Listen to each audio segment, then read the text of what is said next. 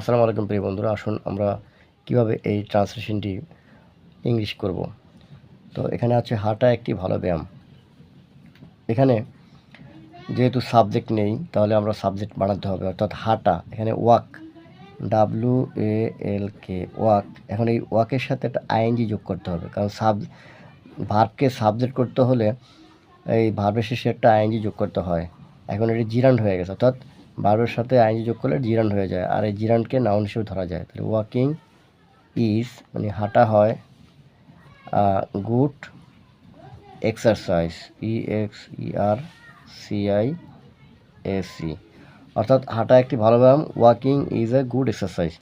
এটাকে আপনারা এভাবেও করতে পারেন, অর্থাৎ ভার্বের আগে একটা টু দিয়ে ও করা যায়, যেমন টু ওয়াক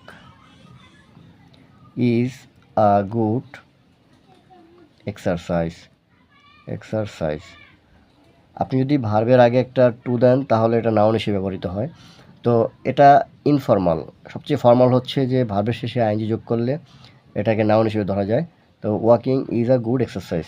তো আশা করি ভিডিওটা ভালো লাগছে। ভিডিওটা ভালো লাগলে আপনারা শেয়ার করে অনেকে দেখার সুযোগ করে দেবেন। আজকে পর্যন্তই। আল্লাহ হাফেজ।